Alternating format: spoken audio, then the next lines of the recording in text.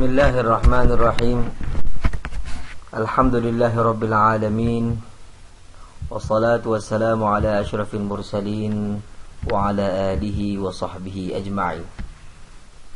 Alhamdulillah, kita sambung pengajian kita lagi pada bab isim yang dirafa'kan. Seperti mana pada pengajian yang terdahulu kita sudah membicarakan, isim yang dirafa'kan ini terdapat 7. Yang pertama fa'il, iaitu orang yang melakukan perbuatan, dan sudah kita lalui perbahasannya. Dan hari ini kita akan mempelajari naib fa'il, dan seterusnya mubtada, khabar, isim kana, khabar inna, dan juga yang mengikut isim marfu'. Perbahasan kita hari ini pada naib fa'il sahaja. Kita lihat kepada perbahasannya, ya. Hari ini kita jumpa istilah yang baru adalah naib fa'il. Dan sebelum ini kita tidak pernah dedahkan lagi tentang apakah itu naib fa'il. Segi terjemahan naib fa'il ini maknanya pengganti fa'il. Pengganti fa'il maknanya dia itu adalah ganti pada tempat fa'il. Itu yang dikatakan pengganti fa'il. Maknanya dia menggantikan tempat fa'il. Bila dia menggantikan tempat fa'il, apa saja hukum yang ada pada fa'il, maka hukum itu pun ada padanya. Jadi kita sudah lalui tentang hukum fa'il. Maka apa hukum yang ada pada fa'il, hukum tu juga ada pada naib dia, pengganti dia. Okey. Jadi naib fa'il ini bilakah berlaku ataupun bagaimanakah hukumnya? Yang pertama, rafa' sama macam fa'il. Fa'il rafa', dia pun rafa'. Ya. Dan yang kedua, yang agak berbeza sedikit dengan fa'il, ialah disebut sebelumnya. Disebut sebelumnya, ejaan salah tu. Disebut sebelumnya itu fi'il bina majhul. Disebut sebelumnya fi'il bina majhul. Hari ini kita jumpa lagi istilah baru, fi'il bina majhul. Apakah itu fi'il bina majhul? Fi'il bina majhul lawan kepada fi'il bina maklum. Kita dah belajar pada bab fa'il dahulu. Syarat fa'il itu terdahulu daripadanya oleh fi'il bina maklum. Tetapi dalam bab ini, bab naib fa'il, berbeza sedikit, terdahulu daripadanya oleh fi'il bina majhul. Apa makna fi'il bina majhul? Ya, ini perbuatan yang tidak diketahui akan pelakunya. Jadi kalau fa'il dahulu, fi'il bina maklum, kita ketahui siapa pelaku. Tapi bina majhul ni kita tak tahu siapa yang melakukan perbuatan tersebut. Kerana itulah adat kita, kadang-kadang ada benda kita tahu siapa yang buat, kadang-kadang kita tak tahu siapa yang buat perbuatan itu. Kalau kita tidak mengetahui siapakah pelaku perbuatan itu, maka kita akan menggunakan fi'il bina majhul ini. Baik, bagaimanakah cara untuk kita membuat fi'il bina majhul? Caranya begini. Bentuk fi'il bina majhul, yang pertama fi'il madhi, dia dhammahkan awalnya dan dikasrahkan huruf sebelum akhir.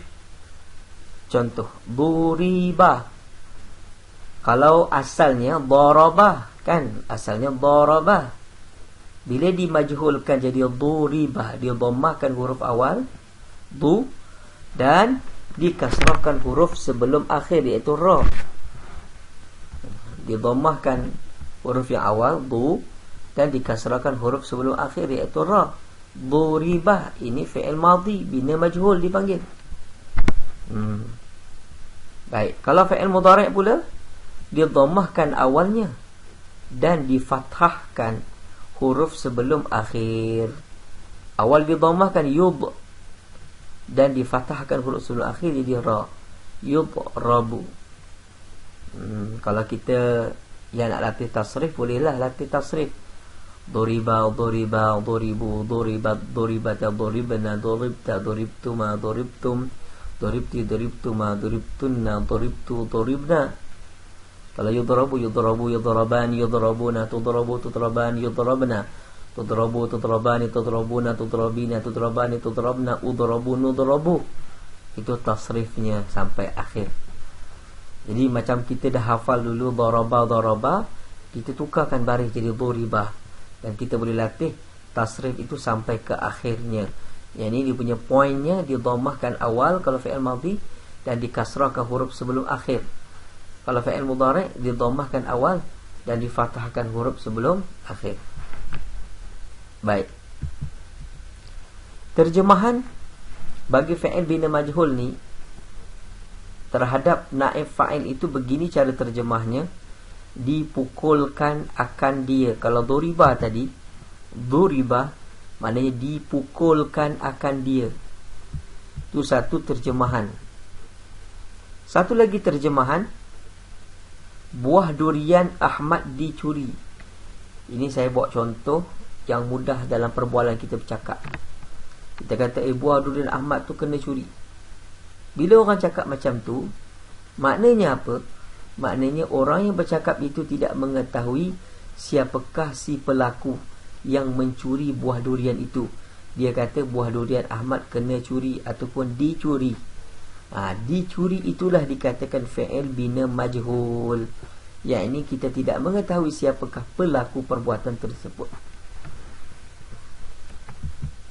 Dan naib fa'il ini terbahagi kepada dua, seperti mana fa'il juga, iaitu zahir dan juga isim dhamir, kata ganti. Maknanya dia menggunakan zahir, maknanya jelas. Satu lagi menggunakan yang tersembunyi, iaitu isim dhamir, ataupun yang kita lebih mesra kita panggil kata ganti.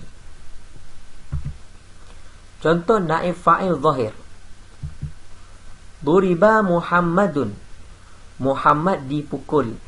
Ini bahasa kita bercakap. Tapi kalau kita ambil bahasa nahu, maknanya duriba dipukulkan Muhammadun akan Muhammad. Mana Muhammad kena pukul. Siapa yang pukul tak tahu. Kami datang-datang tengok Muhammad menangis. Kan? Ada orang cakap kami nampak Muhammad kena pukul, tapi kami tak kenal siapakah orang itu. Maka dikatakanlah duriba Muhammadun, Muhammad dipukul. Duriba itu apa? Duriba itu fi'il madhi bina majhul. Duriba. Mengapa kata fi'il madhi bina majhul tu awalnya didhammahkan, sebelum akhirnya dikasrahkan? Duriba. Dan dia dibinakan di atas fathah. Muhammadun jadi apa Muhammadun? Muhammadun itulah pelajaran kita pada hari ini, iaitu naib fa'il yang zahir. Hukum naib fa'il mesti rafa'. Alamat rafa'nya adalah dhammah, kerana dia adalah isim mufrad. Yang kita nak tahunya adalah Muhammadun. Muhammadun ni apa? Muhammadun ni naib fa'il. Kan? Setiap naib fa'il mesti hukumnya rafa'. Ya betul dia rafa'. Tandanya adalah dhammah. Mengapa rafa' dengan dhammah? Sebab dia isim mufrad, kerana dia menunjuk kepada tunggal. Dan dia juga jatuh selepas daripada fi'il bina majhul ni. Duriba ni fi'il bina majhul. Tidak mungkin Muhammadun jadi naib fa'il kalau sebelumnya tidak ada fi'il bina majhul. Fi'il bina majhul sebelumnya lah yang menyebabkan Muhammad itu menjadi naib fa'il. Itu perkara yang perlu dihalusi dan diketahui. Contoh naib fa'il isim dhamir dengan kata ganti. Contohnya duriba tu, saya dipukul. Kita kata ada orang pukul saya tapi saya tak kenal. Duriba tu, saya dipukul. Maka duriba tu adalah fi'il madhi bina atas sukun. Duriba ba tu huruf akhir tu berbaris sukun. Tu apa? Tu itulah yang dikatakan dhamir kata ganti. bina atas dhammah menjadi naib fa'il. Dia jadi naib fa'il tu. Doribtu, kan, dhamir kata ganti bina atas dhammah tu dan naib fa'il. Ini dipanggil apa? Naib fa'il menggunakan isim dhamir ataupun menggunakan kata ganti. Itu dia khulasah. Yang kita hendak sebutkan di sini adalah isim rafa' yang kedua adalah naib fa'il. Hukumnya rafa', syaratnya datang sebelumnya mesti ada fi'il bina majhul. Kalau fi'il itu fi'il madhi, didhammahkan awal, dikasrahkan huruf sebelum akhir. Kalau fi'il mudhari' didhammahkan awal dan difathahkan huruf sebelum akhir. Kemudian ia terbahagi kepada dua, sama ada naib fa'il zahir seperti duriba Muhammadun, dan juga naib fa'il mudmar tersembunyi seperti duribatu, aku dipukul. Itu saja pelajaran hari ini. Wallahu ta'ala a'lam.